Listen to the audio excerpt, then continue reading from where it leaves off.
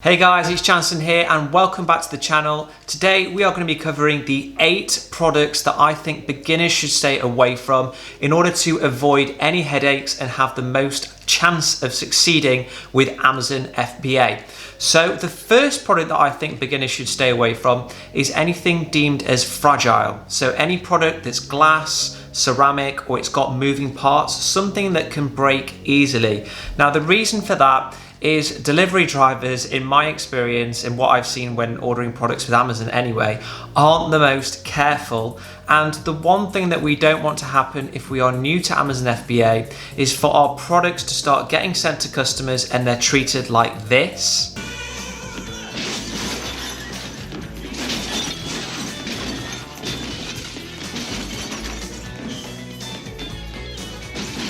Well, hopefully not that bad, but let's just say they are treated anything like that. Well, you can guess that the customer is going to be pretty annoyed because their product is going to be smashed. Now, all jokes aside, the product probably won't be treated as badly as that.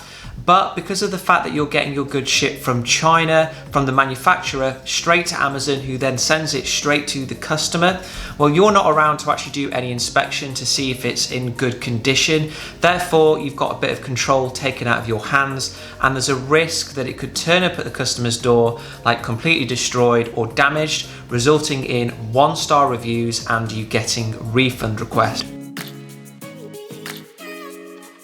The second product that I would say beginners should stay away from is anything that is electrical. Now, speaking from experience, if you sell anything that is electrical on Amazon, you might run the risk that your listing is temporarily blocked until you can provide Amazon with your certificates and something known as a declaration of conformity, which is basically a signed statement from you and your company to say that your product passes all of the different tests that it needs to pass in order to be sold within Europe. So that can take a bit of time to get from your supplier, and you also run the risk, if you don't know your supplier, that they actually send you a fake or something like that. So it's just something to be aware of, and honestly, it is probably something that I would say as a beginner you should try and avoid, because it's just something else that you're going to have to learn and think about. Then you'll also have to consider getting something called product liability insurance, which basically protects you against getting sued by people as a result of your product causing damage to something or someone, e.g. by setting on fire or something like that. So that again is something additional that a beginner would need to think about, which could be quite overwhelming. So that's something else to think about if you do want to go down the electrical product route. Some electrical products that ship with lithium-ion batteries also have shipping restrictions, and we'll go into something called a hazmat review, which means hazardous material review by Amazon, which basically means that you need to provide additional documentation to Amazon to prove that your product isn't dangerous and going to explode in the warehouse. So that again is something that can cause a bit of a headache and cause unnecessary delays in the early days of your Amazon FBA journeys. And then the final reason that I would say electrical products might not be so great as a beginner or just as a budding entrepreneur is that in the UK, we have got a unique plug, haven't we? The 3-pin plug. Well, what happens if you want to scale and then start selling that throughout Europe or the US? Well, it's not quite as easy as just ticking a box in your Amazon account and saying, yes, ship it out to Europe. You'll need to order a separate batch and find a supplier that can put on a US plug or a Euro plug or whatever plug that you need for the country of destination. So again, it's like additional things to think about and additional possible headaches. So that is why my second product to stay away from that I would say for beginners is anything that is electrical. The third product that I would say beginners should stay away from is anything that can be ingested or is topical. So anything that you can eat or rub on your skin. Now, the reason that I say this is that this area again is heavily regulated, and you do not want to find yourself in a position where you're using a supplier that can't be trusted and they're supplying just rubbish in the form of vitamin pills, which ultimately ends up being eaten by a consumer who doesn't end up feeling well from it, and it just results in you getting trouble and getting sued or something like that. The fourth category of products to stay away from as a beginner is anything that is clothing related. Now, the main reason for this is because the return rate for clothes is sky high. It's 20% or 1 in 5 purchases. And just to give you an idea of like what my return rate is, I think it's like 2 or 3%. So the issue with that is Amazon charges you for every refund or return that you get from the customer. And it just means that you're going to have really thin margins and you might even make a loss, which is not what we want at all, whether you're a beginner or not. Then don't forget that clothes come in all different shapes and sizes, which means that when you're ordering, you're going to have to order small, medium, large, red, white, yellow from your supplier, and it just adds a massive level of complexity to your launch and just to selling on Amazon, which we don't want. Amazon FBA does not need to be complex whatsoever. We want it to be straightforward, easy, money-making business.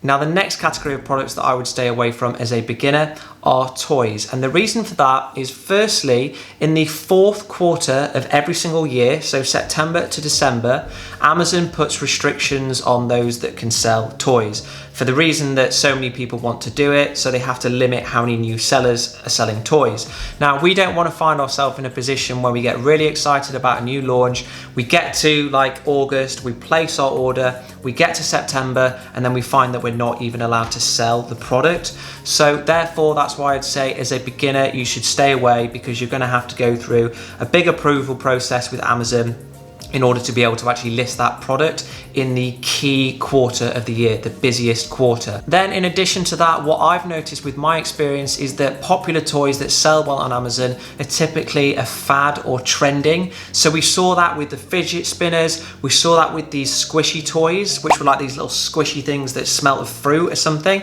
I saw so many people jumping on the bandwagon with both of those. And guess what? They did manage to sell quite well in the very early days, but now they're stuck with an absolute shed load of stock, and as a result of that, they're loss making. So I would say toys are a no-go if you're an absolute beginner to Amazon FBA.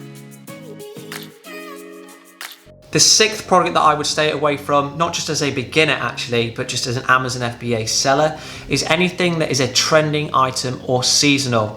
So the reason for that is we are creating a long-term business here. We don't want to have a business that only does good sales in the summer months or in the winter months. We want to find a product that sells throughout the year, the entire year, and not just in one year, but in every year. So when you are doing your product research, guys, make sure that you check that your product is not a seasonal or trending item, and you can do that with tools such as Google Trends or Helium 10.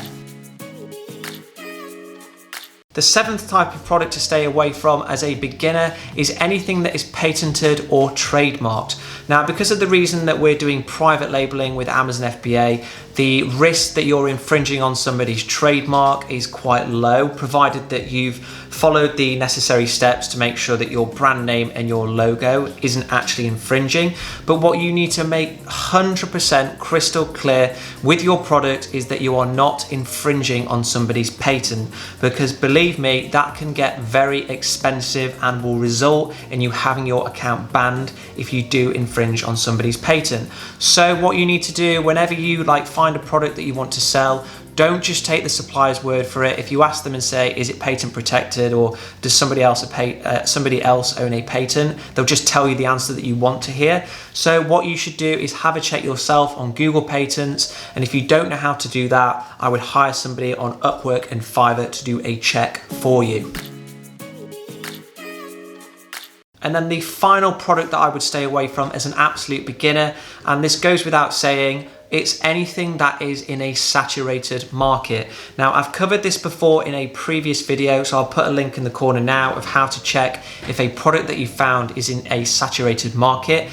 But guys, honestly, do not sell a product such as a posture corrector or bamboo cotton pads or anything like that, because they are just, the market's just saturated, full of tons and tons of sellers that aren't able to differentiate anymore because everyone's kind of got the same idea. The price has fallen like to the absolute lowest, so people are selling either at break even or at a loss, and it is just not a good idea. So generally, just to like sum up that video that I did on how to tell if a product is in a saturated niche or not, generally it's when you type in the product onto Amazon, the page loads full of the same product, every product looks the same, the price is very low or it's come down over time, and generally the sales aren't as good as what they used to be. But watch the video that I've done before on how to tell if a product is in a saturated niche to get a deeper insight into that. So those were the products that I would say beginners should stay away from. Now that is just my advice. If you do find a product and you really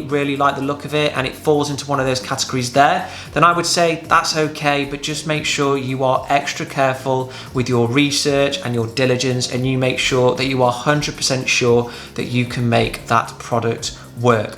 So hopefully you found this video useful, guys. If you have, please remember to give me a like and subscribe to the channel, and I will see you next time for another tips, tricks and tutorial video.